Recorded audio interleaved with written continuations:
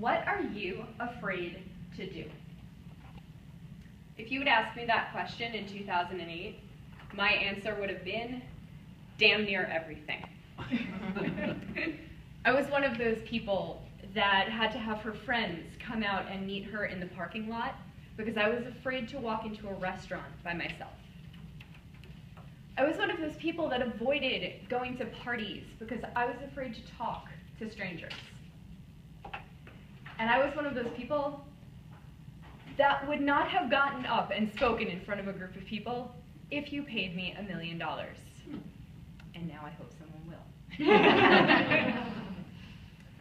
But in 2008, I moved out to Las Vegas on the tails of a divorce. Let's just say the experience did not help my already shy demeanor. But I was 28, and I was newly single, and I had absolutely no friends out here. And I realized that if I didn't start getting over my fears, I was going to spend the rest of my life in my parents' spare bedroom.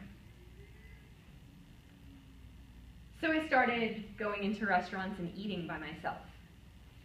I went to every event and every meeting that I could, just to get to know people. And after I found out that I was elected to leadership in a writing group, and every week I was going to have to stand up and talk about what I did, I decided to get over my fear of public speaking quickly. So I joined Toastmasters. And within 2 weeks, one meeting, I'm already delivering my first speech. I was afraid of forgetting my lines. I was afraid of freaking out and running out of the room. I was a little bit afraid that I was going to pee in my pants. But I realized that I wasn't going to get over that fear by talking about it, by thinking about it, by crying about it. The only way that I was going to get over it was to actually go out and do it.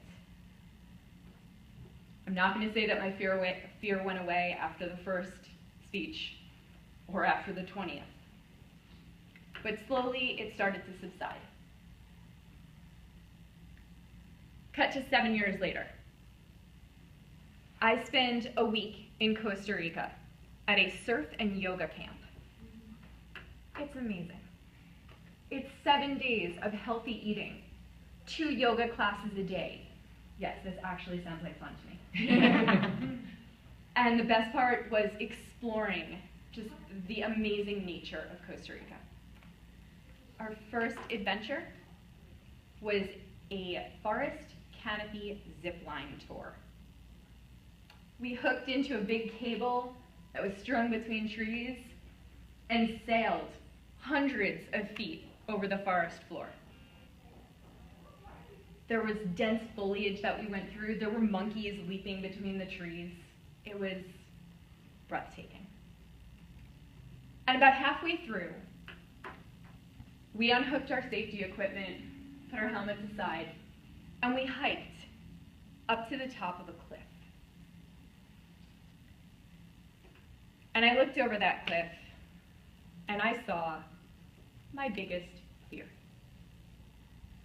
Years ago, I had put cliff diving on my bucket list. But it was also utterly terrifying to me.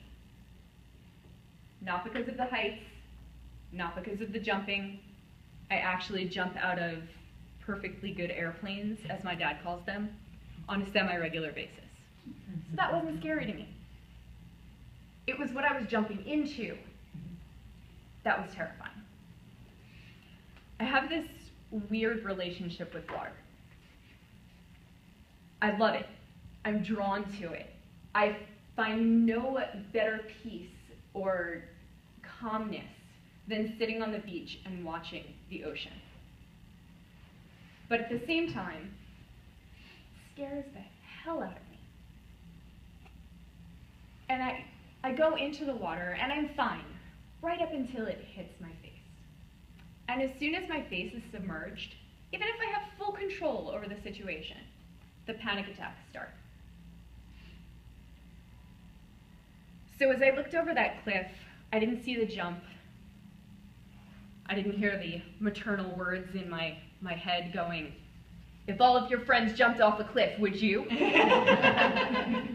And all of my friends were jumping off that cliff. And I thought to myself, I don't have to do this. This is scary to me. And as soon as I said that, I went, I do have to do this. Because years ago, I adopted a new policy of if I'm scared of something, I have to do it. That's what got me into Toastmasters. That's what got me into the restaurant. And I watched more people jump off that cliff. And I stood there trying to psych myself up. And then I realized no amount of thinking, no amount of talking was going to make me comfortable with this situation. The only thing I could do is jump. So I walked up to the edge, and I peered over to what could have been my death. And I took a deep breath, and I jumped. Obviously, I survived unscathed. It was exhilarating, getting into the water. And actually, the only reason that I got out of the water is because I realized there were fish swimming all around me, and they were like nipping at my legs. And that was scary, and one fear a day is enough. So I got out. But I was filled with so much pride, knowing that I had overcome that fear, knowing that in 60, 70 years, I could look back on that day and say, I did it. The question is, what's your cliff? What's your fear? And what are you not doing today that you should be? You're never going to be ready to do it. So take the leap anyway.